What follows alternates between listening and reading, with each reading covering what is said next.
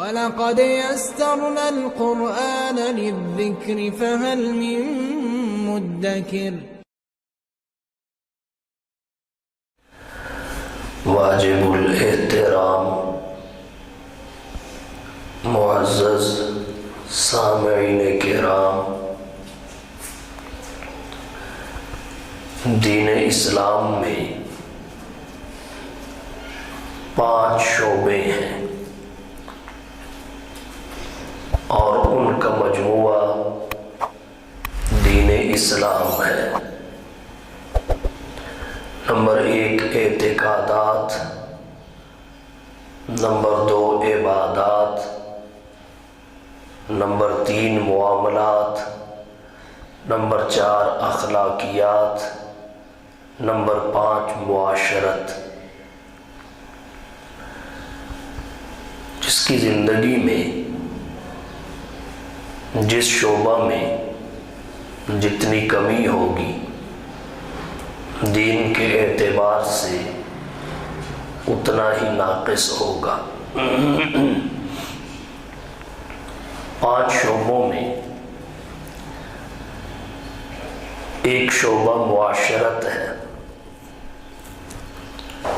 قرآن کریم کی جس آیت کریمہ کو میں نے تلاوت کیا ہے اس کا تعلق سورۃ الحجرات سے ہے۔ سورۃ الحجرات میں اللہ تعالیٰ نے اہل ایمان سے 3 خطاب فرمائے۔ 3 بار یا ایھا الذین آمنو کہہ کر انہیں مخاطب بنایا۔ جس آیت کو میں نے خطبہ میں پڑھا وہ اس سورہ مبارکہ میں اہل ایمان سے اللہ کا تیسرا خطاب ہے، اور اس میں 3 کاموں سے اہل ایمان کو منع کیا گیا، اور ان سے رک جانا معاشرت کو حسین بناتا ہے۔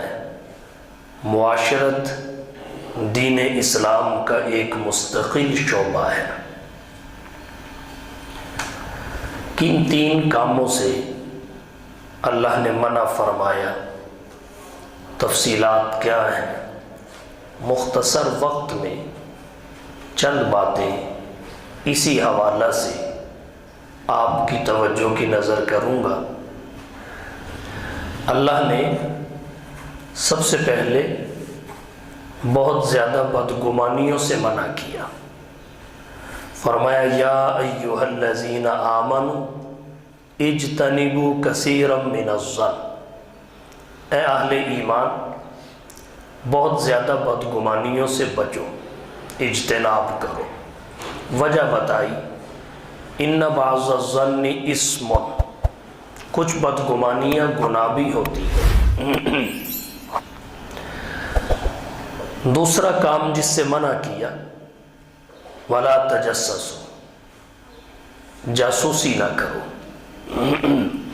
اس کی کچھ استثنائی صورتیں بھی ہیں جن میں جاسوسی نہ فقط جائز ہے بلکہ لازم اور واجب ہے، اس کا ذکر تفصیلات میں ہوگا۔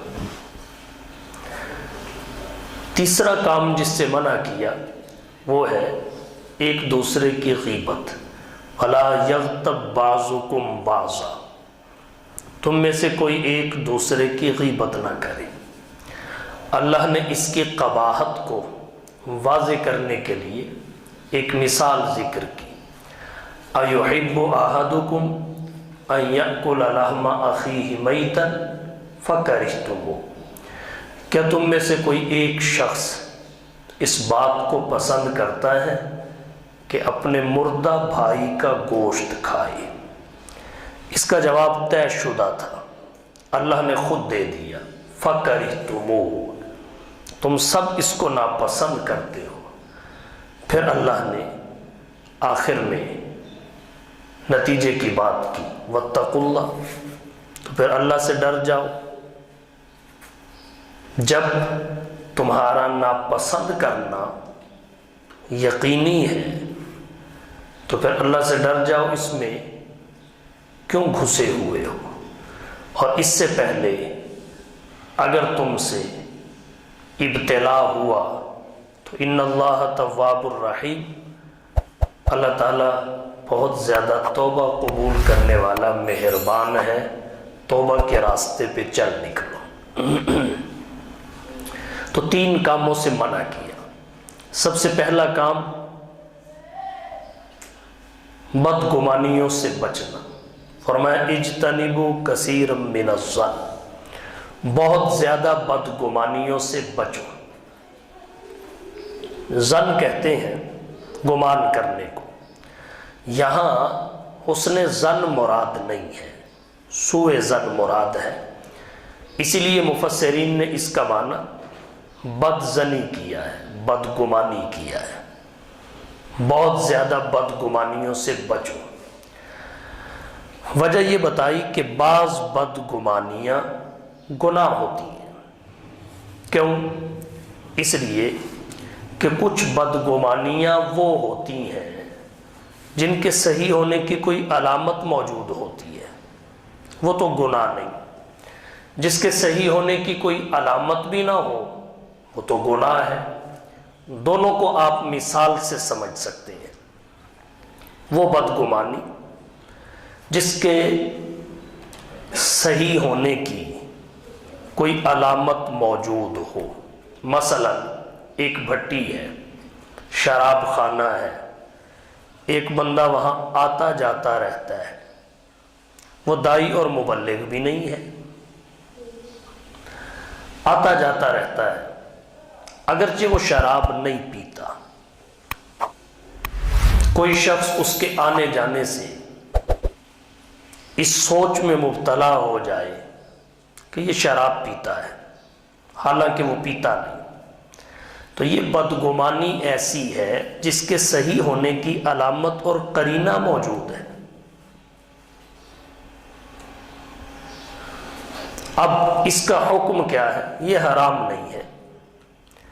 یہاں اس آنے جانے والے پر واجب اور لازم ہے کہ وہ اپنے آپ کو ایسے مقامات سے دور رکھے اور ایسی جگہوں پر آنے جانے سے اجتناب کرے۔ ہاں اگر اس بدگمانی کے صحیح ہونے کی علامت اور قرینہ کوئی نہیں، پھر بندہ بدظنی اور بدگمانی میں مبتلا ہوتا ہے، تو اس کو اللہ نے قرآن میں فرمایا ان بعض الظن اسم، کچھ بدگمانیاں گناہ بھی ہوتی ہیں۔ مثلا ایک شخص تلاوت کرتے ہوئے رونے لگا، نعت پڑھتے ہوئے رونے لگا، اس کی آنکھیں برس پڑی، پلکیں چھلک پڑی، ہچکی بن گئی۔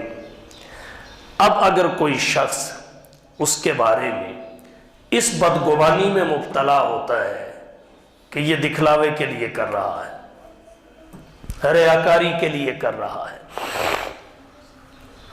تو یہ وہ بدگمانی ہے جس کے صحیح ہونے کی علامت اور قرینہ کوئی نہیں۔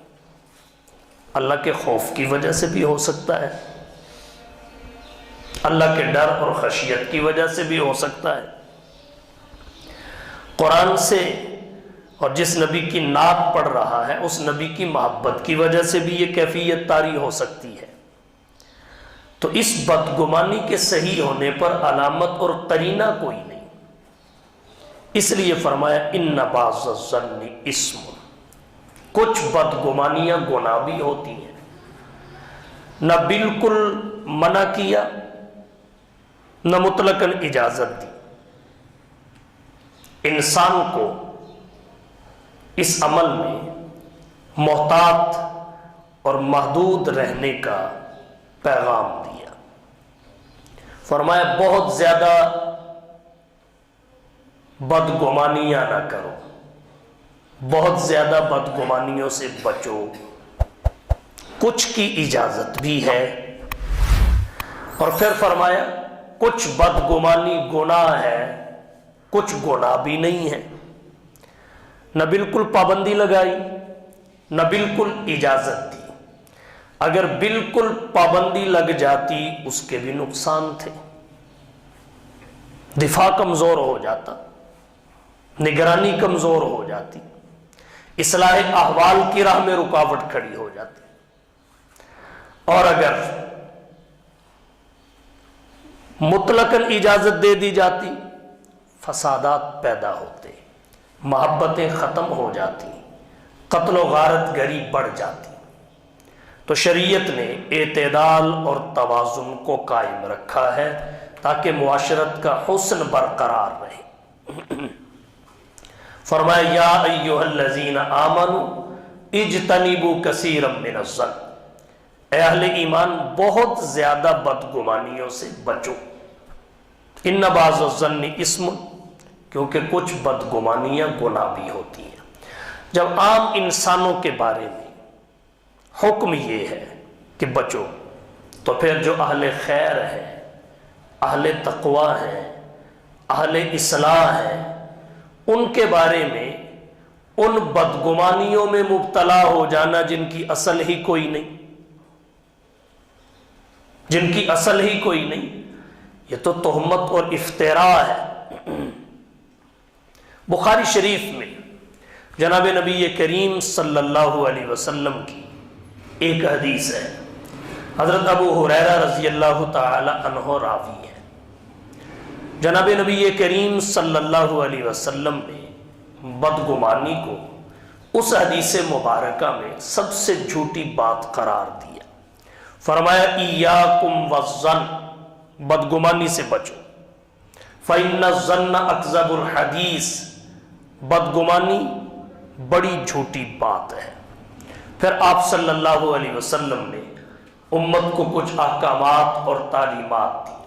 فرمایا لا تحسسوا، کسی کے عیب تلاش نہ کیا کرو، ولا تجسسوا، اور نہ کسی کی جاسوسی کیا کرو، ولا تحاسدوا، اور نہ کسی سے حسد کیا کرو، ولا تدابروا، اور نہ پس پشت کسی کی برائیاں کیا کرو، ولا تباغضوا، نہ ایک دوسرے سے بغض رکھا کرو۔ تو پھر کیسے رہے؟ حضور صلی اللہ علیہ وسلم نے فرمایا کونوا عباد اللہ اخوانا، اللہ کے بندے اور بھائی بھائی بن کر رہو۔ لیکن یاد رہے یہ سارے کے سارے احکامات اور یہ ساری کی ساری تعلیمات اس وقت تک ہے جب تک بے حیائی اور برائی سر عام نہ ہونے لگے، جب تک وہ دوسروں کو ایذا نہ دینے لگے، تب تک یہ احکامات ہیں۔ اور اگر نوبت یہاں تک پہنچ جائے تو پھر شریعت اس کی روک تھام کے لیے، احوال کی اصلاح کے لیے جو ضابطے بیان کرتی ہے، پھر ان کا استعمال لازمی اور ضروری ہو جاتا ہے۔ تو بہرحال سب سے پہلی چیز جس سے باز رہنے کا حکم دیا، فرمایا اجتنبوا کثیرا من الظن ان بعض الظن اسم۔ یہاں ایک بات اور شامل کرنا چاہوں گا، وہ یہ ہے بدگمانی کے نقصانات کیا ہیں، بدگمانی کے نقصانات کیا ہیں، اور اس سے بچنا کیسے ممکن ہو سکتا ہے۔ بدگمانی کے نقصانات کیا ہیں؟ بدگمانی کے نقصانات میں سر فہرست نقصان یہ ہے کہ یہ بہت سارے گناہوں تک لے جاتی ہے۔ بدزنی، بدگمانی بہت سارے گناہوں تک لے جاتی ہے۔ بدزنی سے کسی کے عیب تلاش کرنے کی ابتدا ہوتی ہے۔ جب بندہ کسی کے بارے میں سوء ظن میں مبتلا ہوتا ہے تو پھر اس کے عیب تلاش کرنے لگتا ہے۔ بدزنی خود گناہ، آگے عیب تلاش کرنا دوسرا گناہ، اور پھر عیب تلاش کرنے کے لیے جاسوسی کرنی پڑتی ہے، یہ تیسرا گناہ۔ جب جاسوسی کر لیتا ہے تو پھر اس سے آگے غیبت کے گناہ میں مبتلا ہو جاتا ہے، غیبت سے آگے تہمت اور بہتان ہے۔ یہ سب گناہ اور جرائم بدزنی کے ساتھ جڑے ہوئے ہیں۔ اس آیت کریمہ میں جن 3 کاموں سے اللہ نے منع فرمایا، بدزنی، جاسوسی، غیبت، یہ تینوں باہم لازم و ملزوم ہیں، لازم و ملزوم ہیں۔ بدزنی اور بدگمانی انسان کو جاسوسی تک لے جاتی ہے، جاسوسی انسان کو غیبت تک لے جاتی ہے، اور پھر اس کے نقصانات میں اور بہت ساری چیزیں ہیں۔ وہ کیا ہے؟ یہ اعتماد کی قاتل ہے۔ بدگمانی اعتماد کی قاتل ہے۔ اگر کسی ادارے میں آ جائے، اس ادارے سے اعتماد ختم۔ زوجین میں پیدا ہو جائے تو ایک دوسرے پر آپس کا اعتماد ختم۔ دوستوں میں پیدا ہو جائے تو ان کا اعتماد ختم۔ محبت کو عداوت میں بدلنے والی ہے، محبت نفرت میں بدلنے لگتی ہے۔ قتل و غارت گری کو جنم دیتی ہے۔ بدگمانی کی بنا پر بعض دفعہ نوبت قتل و غارت تک پہنچ جاتی ہے۔ جب حقیقت کھلتی ہے اس وقت سب کچھ اجڑ چکا ہوتا ہے۔ اس لیے شریعت کہتی ہے اجتنبوا کثیرا من الظن۔ کیسے اس سے بچا جا سکتا ہے؟ اس سے بچاؤ کی تدابیر میں 3 چیزیں ذکر کرنا چاہوں گا۔ نمبر 1، اپنے اعمال کو درست کیا جائے، افعال کو درست کیا جائے۔ کیوں؟ وجہ یہ ہے کہ برے اعمال کی وجہ سے انسان بری سوچوں میں مبتلا رہتا ہے، برے اعمال کی وجہ سے برے گمانوں میں پھنس جاتا ہے۔ اذا ساء فعل المرء ساءت ظنونہ، جب بندے کا فعل اور عمل برا ہو جائے پھر اس کی سوچ و فکر، گمان کبھی درست نہیں رہتے۔ ایک تو اپنے آپ کو برے اعمال سے بچایا جائے۔ نمبر 2، بدگمانی سے بچنے کے لیے بھی ضروری ہے اور برے اعمال سے بچنے کے لیے بھی ضروری ہے کہ بری صحبت سے بچا جائے، اشرار کی صحبت سے۔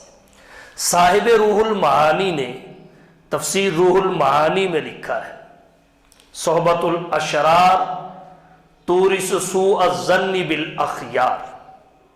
صحبت الاشرار تورث سوء الظن بالاخیار۔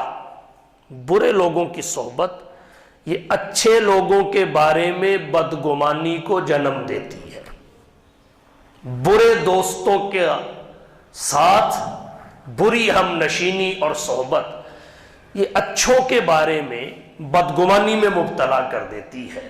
آپ دیکھ لیں ہمارے ماحول اور معاشرہ میں جب کوئی شخص برے لوگوں کے ساتھ بیٹھنا شروع کرتا ہے، بیٹھنے سے پہلے اس کے دینداروں کے بارے میں تاثرات اور ہوں گے، بعد میں اور ہوں گے۔ پہلے اس کے جذبات اور ہوں گے، بعد میں اور ہوں گے۔ پہلے کے احساسات اور ہوں گے، بعد کے احساسات اور ہوں گے۔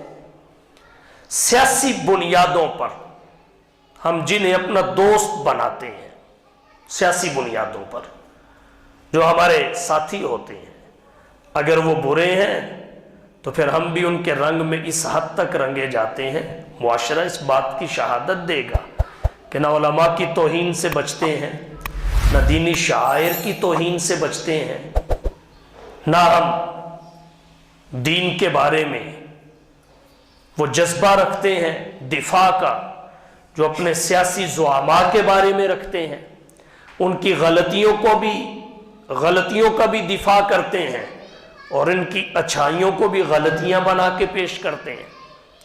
تو صاحب روح المعانی نے لکھا صحبت الاشرار تورث سوء الظن بالاخیار۔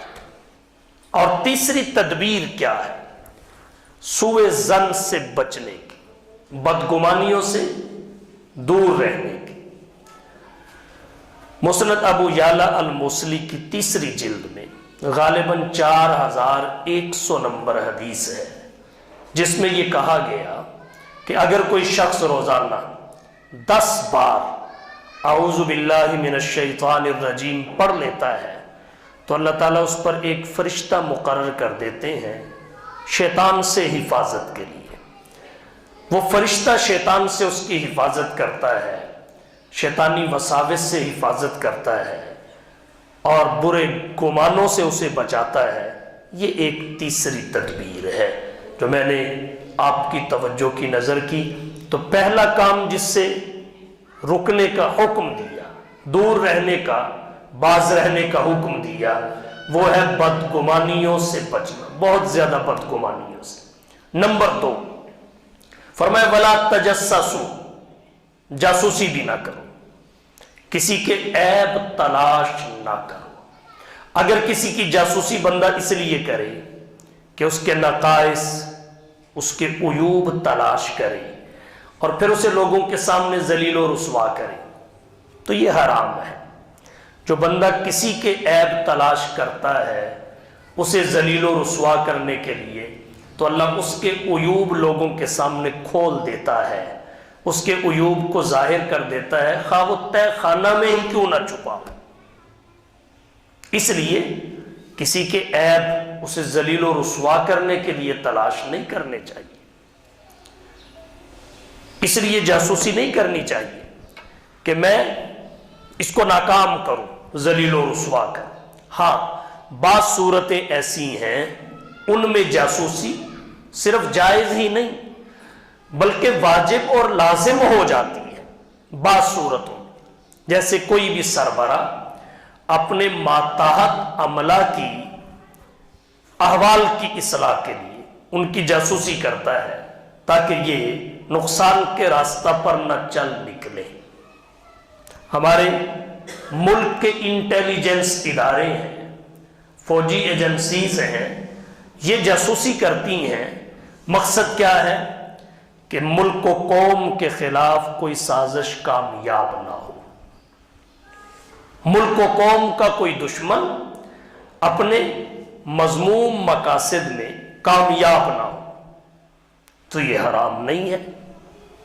اسی طریقے سے اگر کسی ادارے کا سربراہ اگر اپنے ادارے میں رہنے والے افراد کی جاسوسی کرتا ہے، غرض اس کی یہ ہے کہ نقصان سے بچا جائے، تو یہ بھی ناجائز نہیں ہے۔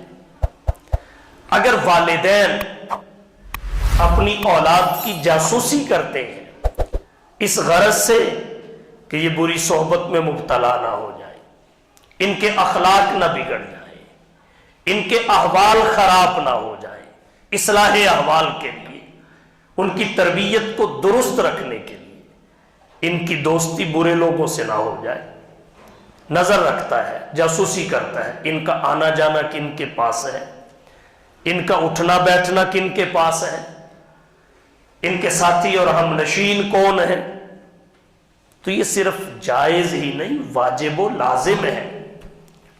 شریعت مطہرہ نے جس جاسوسی سے منع کیا وہ یہ ہے کہ بس کسی کے عیب تلاش اس لیے بندہ کرے اور اس لیے کسی کے اعمال و افعال کی جاسوسی کرے کہ اس کو معاشرے میں ذلیل کرو، تو ایسا بندہ خود ذلیل ہو جاتا ہے، کیونکہ اللہ کا حکم یہ ہے لا تجسسوا، کسی کی جاسوسی نہ کرو۔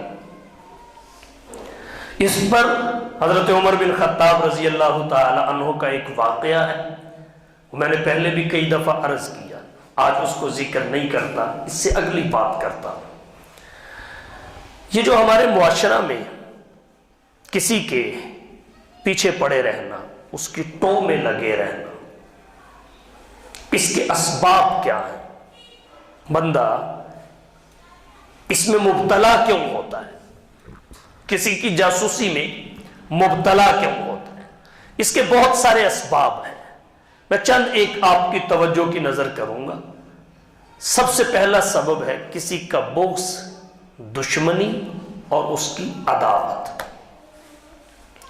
کسی کے بغض کی وجہ سے، دشمنی کی وجہ سے، عداوت کی وجہ سے بندہ اس کے اعمال و افعال کی ٹو میں لگا رہتا ہے تاکہ اس کا کوئی ایسا قول و عمل ملے جس کی وجہ سے میں اپنے بغض کے جذبے کو تسکین مہیا کر سکوں۔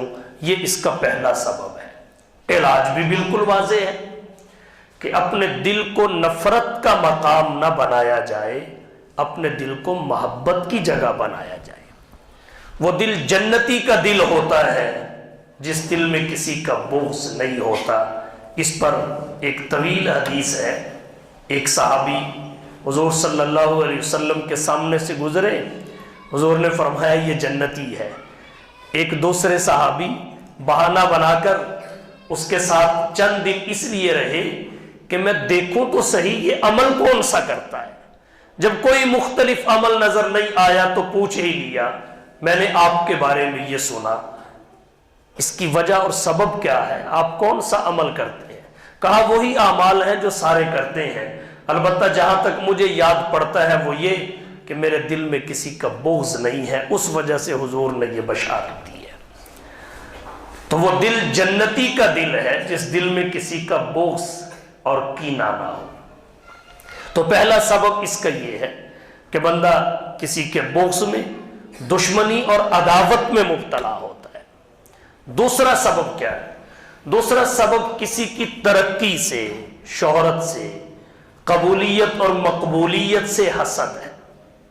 بندہ حسد میں مبتلا ہو جاتا ہے۔ حسد کہتے ہیں منفی جذبے کو، کسی کے بارے میں منفی جذبات، منفی سوچ۔ کسی کے پاس کوئی نعمت دیکھی تو بندہ اس فکر میں مبتلا ہو گیا کہ میرے پاس آئے نہ آئے، اس کے پاس نہ رہے۔ اس کے ساتھ ایک لفظ غبطہ کا استعمال ہوتا ہے، رشک بھی آپ کہہ سکتے ہیں۔ وہ جائز اور حلال ہے، اس میں کسی کی نعمت کے زوال کا عنصر نہیں ہوتا، نیت اور سوچ نہیں ہوتی۔ یا تو بندہ رشک کرتا ہے یا اللہ سے دعا کرتا ہے کہ مولا مجھے بھی یہ عطا فرما دے، یہ مستحسن ہے۔ حسد یہ دوسرا سبب ہے تجسس کا۔ حدیث شریف میں آتا ہے، یہ خطرناک اس حد تک ہے، ان الحسد یاکل الحسنات کما تاکل النار الحطب۔ حسد نیکیوں کو ایسے کھا جاتا ہے جیسے آگ خشک لکڑیوں کو کھا جاتی ہے۔ خشک لکڑیوں کا جتنا بھی بڑا ڈھیر ہو، آگ لمحوں میں اسے راکھ بنا دیتی ہے، کتنی جلدی اثر کرتی ہے۔ تو حسد وہ وائرس ہے، نامہ اعمال کے کمپیوٹر میں جتنی بھی نیکیاں ہوتی ہیں سب کو ضائع کر دیتا ہے، سب کو ضائع کر دیتا ہے۔ یہ ایک روحانی مرض ہے، مہلک وبا ہے۔ علاج واضح ہے، اس سے ہم بچیں تو لا تجسسوا پر خود بخود عمل ہو جائے گا۔ اور ایک چیز اور ہے جس کی وجہ سے بندہ کسی کے تجسس میں مبتلا ہوتا ہے۔ تجسس کا ایک سبب اور ہے، وہ کیا ہے؟ وہ ہے چغل خوری کی عادت۔ چغل خوری کی عادت، اس عادت کو پورا کرنے کے لیے بات چاہیے، اور بات کی ضرورت پوری کرنے کے لیے پھر تجسس چاہیے۔ تو اگر اس عادت کو بندہ اپنے سے دور کر دے تو وہ ان اگلے گناہوں سے خود بخود محفوظ ہو جاتا ہے۔ اور ایک چیز ہے منفی سوچ۔ تجسس کا ایک سبب منفی سوچ ہے۔ منفی سوچ کی وجہ سے بندہ تجسس کرتا ہے تاکہ کوئی ایسا قول و عمل ہاتھ لگے جس کی وجہ سے بندہ پروپیگنڈا کر سکے۔ تو یہ اس کے اسباب ہیں، اگر ان کا خاتمہ ہو جائے تو بندہ اس سے محفوظ ہو سکتا ہے۔ فرمایا لا تجسسوا، جاسوسی نہ کرو۔ پہلا حکم تھا اجتنبوا کثیرا من الظن، بہت زیادہ بدگمانیوں سے بچو۔ وجہ بتا دی ان بعض الظن اسم، کچھ بدگمانیاں گناہ ہوتی ہیں۔ دوسرا حکم ولا تجسسوا، جاسوسی نہ کرو۔ اس میں جو استثنائی صورت ہے وہ بھی میں نے ذکر کر دی۔ تیسرا حکم کیا ہے؟ ولا یغتب بعضکم بعضا، تم آپس میں ایک دوسرے کی غیبت نہ کرو۔ غیبت کیا ہے؟ کسی شخص کی عدم موجودگی میں اس کے اندر موجود عیوب کا اس طرح تذکرہ کرنا کہ اگر اس کے سامنے کیا جائے تو اسے دکھ اور تکلیف پہنچے، اسے کہتے ہیں غیبت۔ اور اگر وہ عیب اس میں موجود ہی نہ ہو پھر تو سیدھا سیدھا بہتان ہوا، سیدھا سیدھا بہتان ہوا۔ یہ غیبت سے بھی اوپر کا جرم اور گناہ ہے۔ تو فرمایا لا یغتب بعضکم بعضا، تم آپس میں ایک دوسرے کی غیبت نہ کرو۔ غیبت بڑا سخت گناہ ہے۔ حدیث مبارکہ میں آتا ہے الغیبت اشد من الزنا، غیبت زنا سے سخت گناہ ہے، اور یہ کئی اعتبار سے سخت ہے۔ ایک تو اس اعتبار سے بھی کہ زنا کو کرنے والا گناہ سمجھتا ہے، غیبت کرنے والا غیبت کو گناہ نہیں سمجھتا۔ جب اس کو گناہ نہیں سمجھے گا تو اس سے توبہ بھی نہیں کرے گا، توبہ تو اس سے کرے گا جس کو گناہ سمجھے گا۔ اس لیے فرمایا الغیبت اشد من الزنا، غیبت زنا سے سخت گناہ ہے۔ اور اللہ نے قرآن کریم میں اس کی قباحت کو اس طرح ذکر کیا، اَيُحِبُّ أَحَدُكُمْ أَن يَأْكُلَ لَحْمَ أَخِيهِ مَيْتًا، کیا تم میں سے کوئی ایک اس بات کو پسند کرتا ہے کہ اپنے مردہ بھائی کا گوشت کھائے؟ ایک تو بھائی کا گوشت، اور وہ بھی مردہ ہونے کی حالت میں۔ اس کا جواب طے شدہ تھا، مقرر اور متعین تھا، اس میں کوئی دو رائے نہیں کہ ہر کوئی اس سے نفرت کرتا ہے، گھن کرتا ہے۔ تو اللہ نے فرمایا فَكَرِهْتُمُوهُ، خود جواب دے دیا، تم سب اس کو ناپسند کرتے ہو۔ فرمایا وَاتَّقُوا اللَّهَ، پھر اللہ سے کیوں نہیں ڈرتے؟ غیبت میں مبتلا کیوں؟ اس کو مردہ بھائی کا گوشت کھانے کی طرح کہا، کیوں؟ اگرچہ بہت ساری وجوہات اس کی اہل علم نے لکھی ہیں، لیکن مختصر وقت میں فقط ایک کا ذکر کروں گا۔ جب کوئی شخص دنیا سے چلا جاتا ہے، اس پر موت آ جاتی ہے، تو پھر آپ اس کو کچھ بھی کہہ لیں وہ آپ کو جواب نہیں دے سکتا، آپ اس پہ جو حملہ بھی کریں وہ دفاع نہیں کر سکتا۔ تو جس کی غیبت کی جاتی ہے وہ بھی موجود نہ ہونے کی وجہ سے کچھ بھی کہنے والے کو کچھ بھی نہیں کہہ سکتا، جواب نہیں دے سکتا، دفاع نہیں کر سکتا۔ اس لیے فرمایا یہ مردہ بھائی کے گوشت کھانے کی طرح ہے۔ فَكَرِهْتُمُوهُ، اور تم مردہ بھائی کا گوشت کھانا ناپسند کرتے ہو، تو غیبت تمہارا محبوب کیسے ہو سکتی ہے؟ ہماری مجلس تب تک مکمل نہیں ہوتی جب تک کسی کی غیبت نہ ہو جائے، جب تک کسی کی غیبت نہ ہو جائے۔ اور اس کے اسباب کیا ہیں؟ اس کے اسباب میں بھی یقیناً بدزنی ہوگی، جاسوسی ہوگی، بغض اور حسد ہوگا، عداوت اور دشمنی ہوگی۔ اس کے اسباب میں تکبر ہوگا، اپنے آپ کو افضل اور اعلیٰ سمجھنا ہوگا۔ یہ سب چیزیں خود گناہ ہیں، اس لیے اس کے نقصانات کو سمجھنے کی بہت ضرورت ہے تاکہ ہم اس مرض سے نجات پا سکیں۔ بہت سارے اس کے نقصانات ہیں۔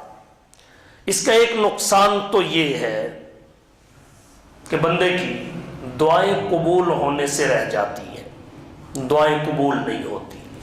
فقی ابو اللیث سمرقندی رحمہ اللہ فرماتے ہیں جو غیبت کا عادی ہو اس کی دعائیں قبول نہیں ہوتی۔ ایک نقصان اس کا یہ ہے نیک اعمال کم ہو جاتے ہیں، بلکہ کم ہوتے ہوتے ختم بھی ہو سکتے ہیں، ختم ہو سکتے ہیں۔ قیامت کے دن دو بندے ایسے اللہ کی عدالت میں پیش ہوں گے، ایک بہت ساری نیکیاں کر کے گیا ہوگا لیکن آگے کچھ بھی نہیں ہوگا، دوسرا کوئی بھی بڑی نیکی کر کے نہیں گیا ہوگا، اس کے لیے ڈھیر لگا ہوگا۔ یہ اتنی نہیں کی ہوں گی جتنی آگے اس کو دیکھنے میں ملیں گی۔ ایک وہ ہوگا جو کر کے گیا، آگے کم تھی اتنی سے جتنی کر کے گیا یا تھی ہی نہیں، اور دوسرا وہ جس نے یا تو کی نہیں اس کے لیے آگے جمع ہے، یا جتنی کی تھی اس سے زیادہ جمع ہے۔ ان دونوں کا سبب کیا ہے؟ جو نیکیاں کر کے گیا، آگے کم تھی یا ختم ہو چکی تھی، اس کا سبب یہ ہے کہ یہ دنیا میں غیبتیں کرتا تھا، جس کی غیبت کرتا تھا اللہ اس کی نیکیاں اٹھا کے اس کے نامہ اعمال میں لکھواتے رہے، فرشتے ادھر سے اٹھا کے ادھر ڈالتے رہے، یہ امیر سے فقیر ہو گیا، وہ فقیر سے امیر ہو گیا۔ اور جس کی تھی نہیں وہاں ڈھیر لگا ہوا ہے، یا جتنی تھی اس سے زیادہ نظر آ رہی ہے، وہ وہی تھا کہ اس کی غیبت ہوتی رہی، اس کو نیکیاں ملتی رہی۔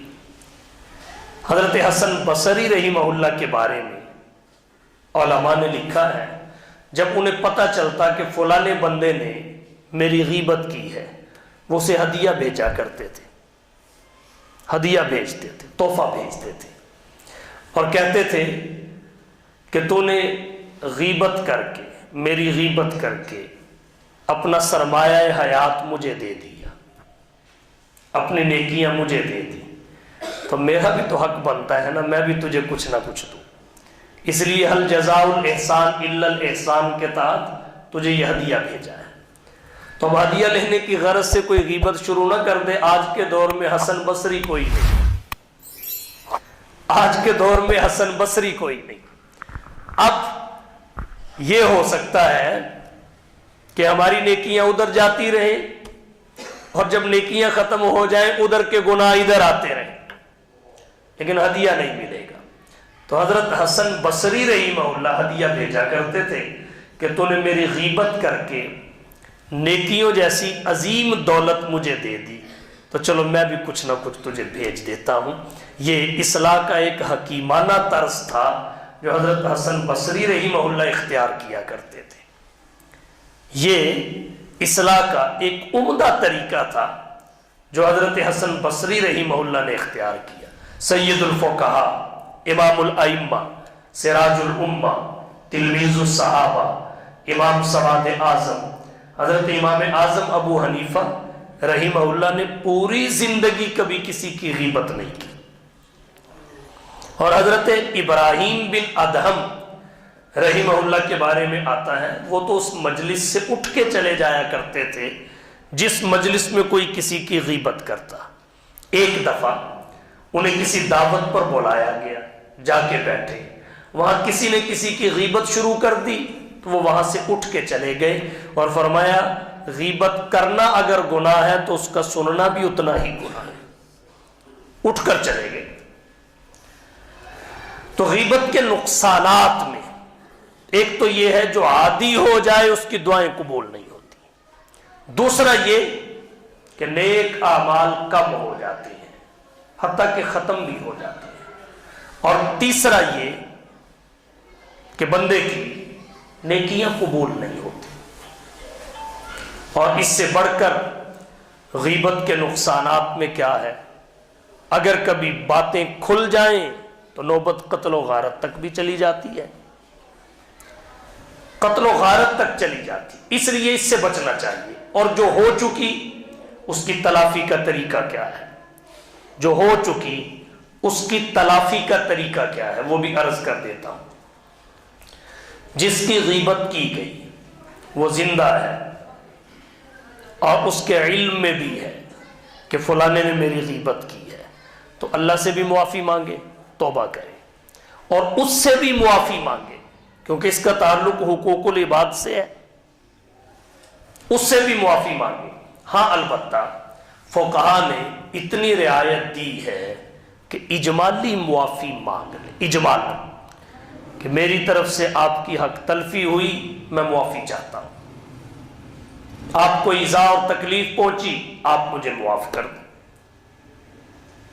اجمالاً معافی مانگو گے۔ اور اگر بندہ مل نہیں سکتا، فوت ہو چکا ہے، یہ ایسی دوری پیدا ہو چکی ہے کہ ملنا ممکن نہیں، تو پھر اس کی تلافی کا طریقہ اہل علم نے یہ لکھا ہے، اللہ سے معافی مانگے اور اس کے لیے جس کی غیبت کی ہے استغفار کرے، خیر اور مغفرت کی دعا کرے۔ اور اگر کسی بندے کے علم میں نہیں آیا کہ فلانے نے میری غیبت کی ہے، بندے نے غیبت کی، جس کی غیبت کی گئی اس کے علم میں نہیں آ سکا کہ فلانے نے میری غیبت کی ہے، تو اس کے بارے میں حکم یہ ہے کہ شرعاً اس سے معافی مانگنا واجب نہیں، مانگ لے تو بہت اچھا ہے، البتہ اللہ سے معافی مانگے اور اس کے لیے استغفار اور دعا کرے، یہ اس کی تلافی کا طریقہ ہے۔ تو فرمایا لا یغتب بعضکم بعضا ایحب احدکم ان یأکل لحم اخیہ میتا فکرہتموہ واتقوا اللہ، اللہ سے ڈرو، ان اللہ تواب الرحیم، جو اب تک ابتلا ہوا، مبتلا رہے، توبہ کا راستہ اختیار کرو، کیونکہ اللہ تواب بھی ہے، رحیم اور مہربان بھی ہے۔ تو یہ سورۃ الحجرات کی وہ آیت کریمہ ہے جس میں اللہ نے اہل ایمان کو خطاب کر کے 3 کاموں سے منع کیا، اور ان 3 کاموں سے رک جانا معاشرت کو حسین بناتا ہے، اور معاشرت دین اسلام کے 5 شعبوں میں ایک مستقل شعبہ ہے۔ اللہ تعالی ہم سب کو سمجھنے اور عمل کرنے کی توفیق بخشے۔ وآخر دعوانا ان الحمد للہ رب العالمین۔